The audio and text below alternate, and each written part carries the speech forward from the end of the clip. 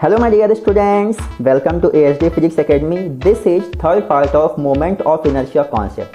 If you did not watch part 1 and part 2, just click on the I button. So today we are going to see two most important theorems of moment of inertia, that is parallel axis theorem and perpendicular axis theorem. Okay, so first we are going to see the parallel axis theorem.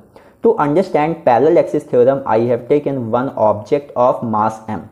Here one of the axis AB passes through the center of mass of the object. Okay, and let's take about this axis AB. Moment of inertia of the object is IC, where C stands for center of mass. Okay, now another axis CD is parallel to the axis AB, and let's take about this axis. Moment of inertia of the object is I. Okay, if perpendicular distance between these two axes is D, then moment of inertia of the object about axis CD, that means I equal to IC plus M into D square.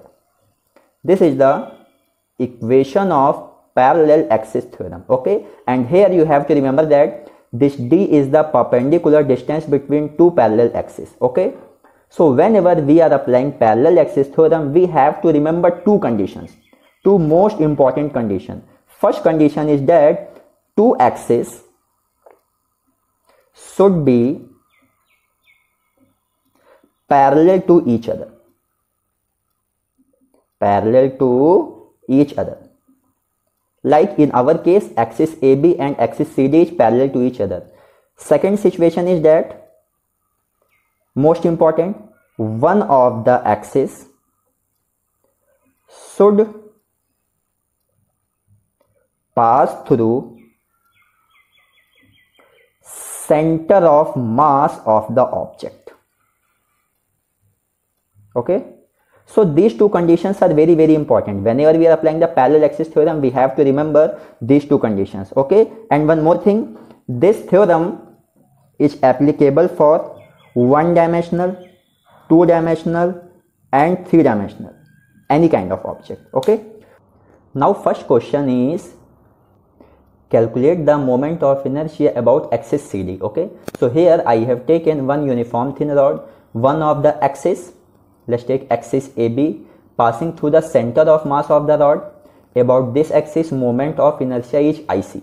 Okay, and this axis CD, about which we have to calculate moment of inertia. Let's take about this axis, moment of inertia of the rod is I. Okay, so if mass of the rod is m and length is L, then moment of inertia of the rod about axis AB, that is passing through center of mass, is given by 1 by 12 ml square, that we have seen in second part. Okay, so now moment of inertia about axis CD, that means I, is given by, from here our equation, I equal to IC plus M into D square. So here IC how much? 1 by 12 ml square plus mass of the rod. Now distance between two parallel axes, here it is going to be, if total length of the rod is L, that means this distance is going to be L by 2. Okay, so here this D is going to be L by 2 whole square, that means 1 by 12 ml square plus 1 by 4 ml square. So when we will solve it, it will come 1 by 3 ml square. This is moment of inertia of the rod about axis CD, that is passing through one end of the rod. Okay, now let's see question 2.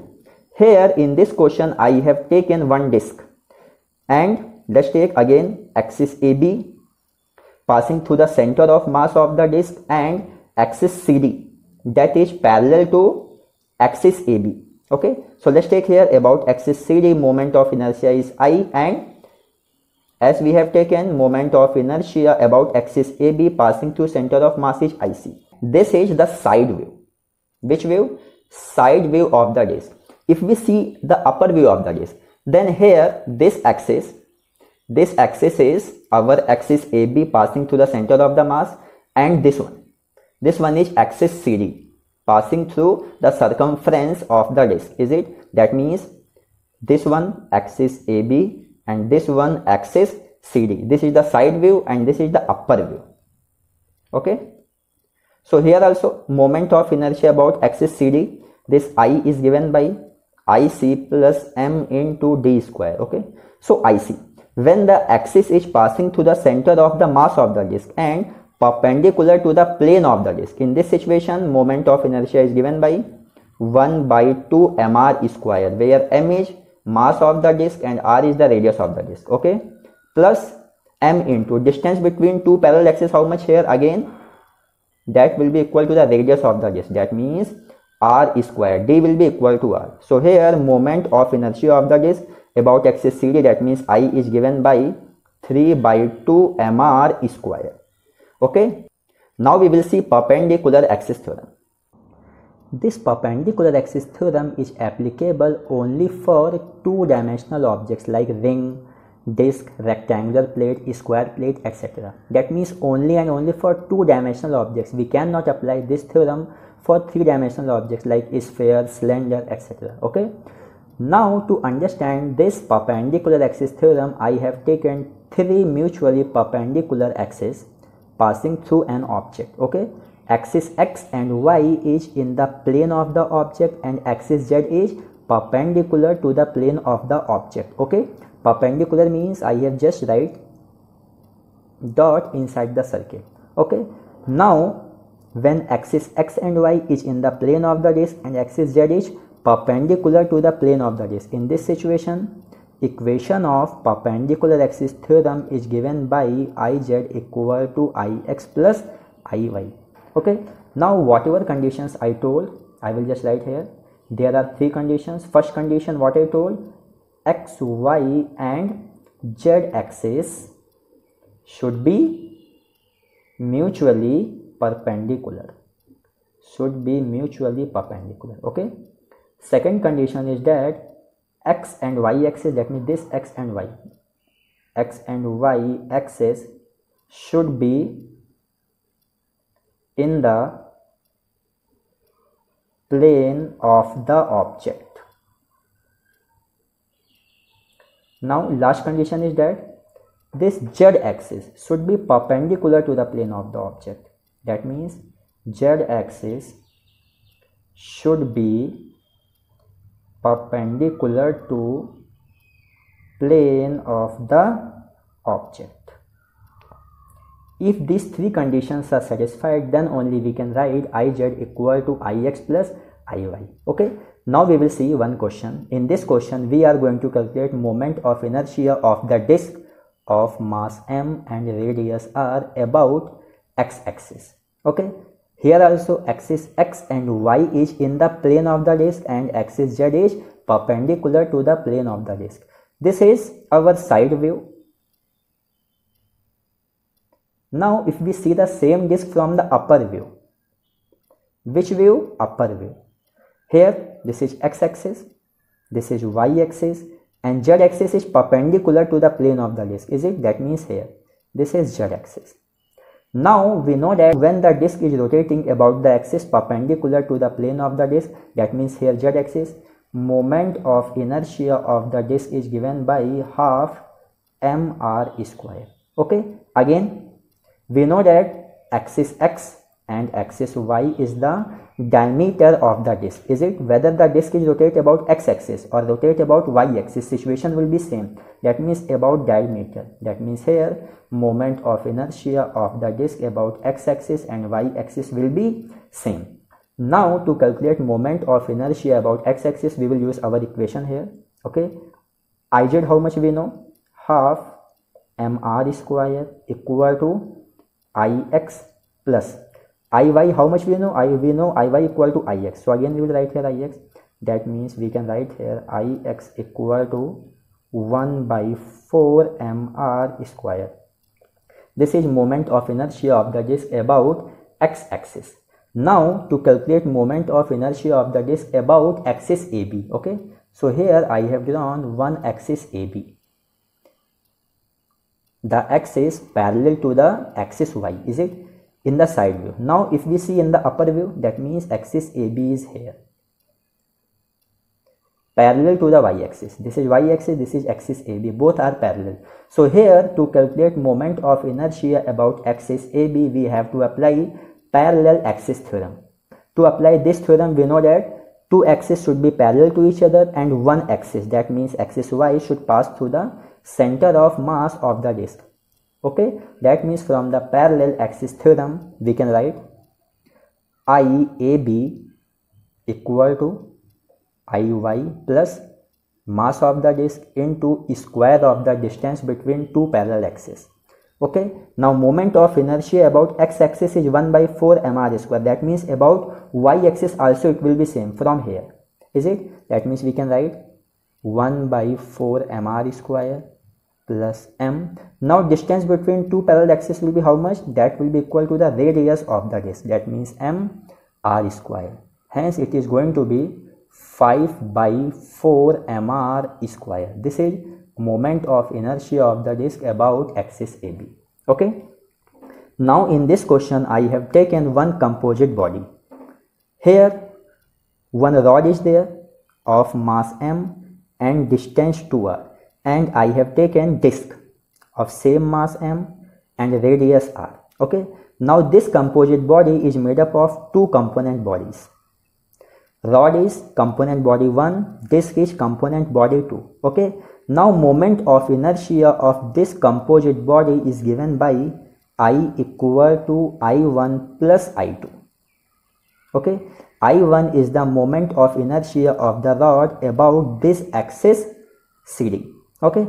Now if we see for the rod, we know that whenever the axis is passing through the one end of the rod, what is the moment of inertia formula for the rod? We have seen in question 1 by 3 ml square. That means 1 by 3 m. Length of the rod how much? 2r. That means 2r whole square. It is going to be 4 by 3 mr square. Okay. Now if we go for the disk, again to calculate for the disk we have to apply parallel axis theorem. Here I have taken one axis passing through the center of mass of the disk. Okay, and let's take about this axis, moment of inertia of the disk is I2 dash. Now to calculate moment of inertia of the disk about axis CD, given by I2 equal to I2 dash from parallel axis theorem plus mass of the disk into square of the distance between these two parallel axes. Now I2 dash will be how much? I2 dash will be 1 by 4 mr square. Is it? Just like here, passing through the diameter, just like this, plus m into distance between two parallel axes how much?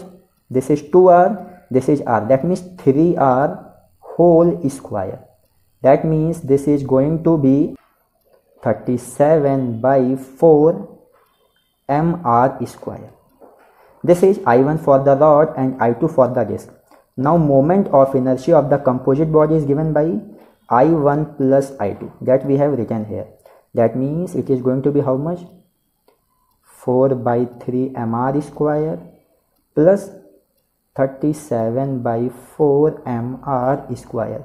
That means it is going to be 127 by 12 mr square. This is moment of inertia of the composite body about axis CD. Okay. After that we will see some other questions. In this question I have taken one truncated disk. That means if from a bigger disk of mass m and radius r we remove a smaller disk of mass m dash and radius r dash, then we will get the truncated disk. Okay. And this is the equivalent diagram of the truncated disk. This truncated disk can be considered as two disks. That means from bigger disk one smaller disk is removed. Okay.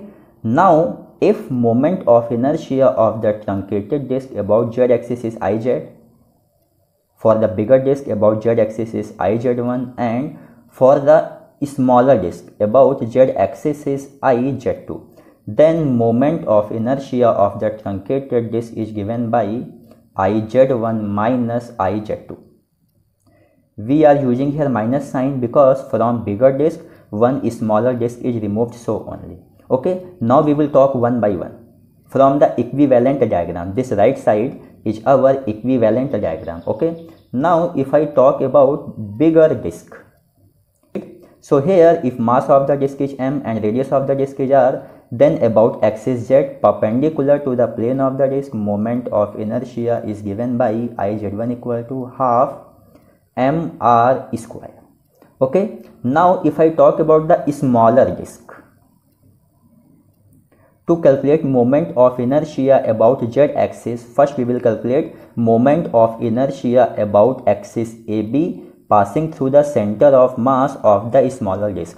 After that we will apply the parallel axis theorem to calculate moment of inertia about z axis. Is it? Hence moment of inertia about z axis is given by iz2 equal to IAB, that means when axis passing through the center of mass plus mass of the smaller disk m dash into square of the distance between two parallel axes. Let's take distance between these two axes is d. Okay, so here if mass is m dash and radius is r dash, moment of inertia formula is given by half m dash r dash square, just like here, plus m dash into d. Distance between two parallel axes will be equal to the radius of the disk, that means r dash square. Hence it is going to be 3 by 2 m dash r dash square. Okay, now we will see one by one radius and mass. If I talk about the radius, so here we know that for complete disk radius is r, hence for this smaller disk radius will be how much? If this is r, this will be how much? R by 2. Okay, and to calculate the mass we will just use here unity rule. For complete disk, what is the area? Total area is pi r square. That means if in pi r square area mass is m, then here area how much? Pi r dash square area, mass how much? M dash. We know that r dash how much? R by 2. That means in pi r square by 4, here I put r dash equal to r by 2. Mass will be how much? M by 4. Okay, just like here. That means here m dash is given by m by 4. Okay, so if we will just use our expression here, that means iz is given by iz1 how much? Half mr square minus iz2 how much? This one 3 by 2, m dash we got m by 4, r dash we got r by 2 whole square. That means it is going to be half mr square minus 3 by 32 mr square. After solving this we will get here 13 by 32 mr square.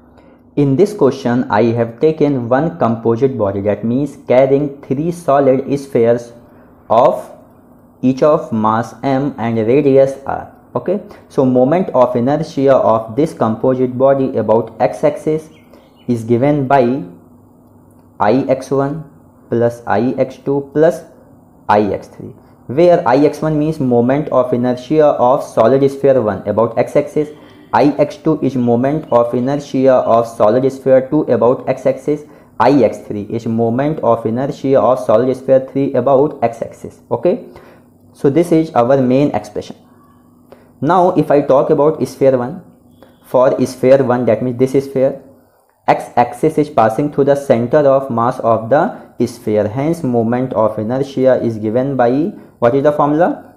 2 by 5 mr square. Okay, now for sphere 2, here we know that first we have to calculate moment of inertia of this sphere when axis is passing through the center of mass. So here I have taken axis AB passing through the center of mass of the sphere. Then moment of inertia about x-axis will be calculated by applying parallel axis theorem between axis AB and x-axis. Okay, so if distance between these two parallel axes is d1, then from parallel axis theorem for sphere 2 about x-axis moment of inertia is given by IAB plus m into d1 square, where d1 is the distance between two parallel axes. So here IAB how much? 2 by 5 mr square plus m, and distance between two parallel axes how much? Equal to the radius of the sphere, that means mr square. Okay, similarly for sphere 3, moment of inertia of this sphere 3 about x-axis is given by, here again we will take one axis passing through the center of mass of the sphere. Let's take this axis is CD. Again distance between this CD axis and x-axis is d2. Then it is given by ICD plus m into d2 square, where this ICD is the axis passing through the center of mass. Okay, so again ICD is given by 2 by 5 mr square plus m into distance between these two parallel axes how much? Again r square. Is it? So now from this expression, moment of inertia of the composite body is given by Ix1 how much? 2 by 5 mr square plus this one 2 by 5 mr square plus mr square, that means it is going to be 7 by 5 mr square plus this one also it is going to be 7 by 5 mr square, that means it is going to be 16 by 5 mr square. This is moment of inertia of this composite body about x-axis. Okay, and one more thing, in this question this is our side view. Okay, and this one I have drawn, this is our upper view when we are seeing the disc from the upper side, upper view.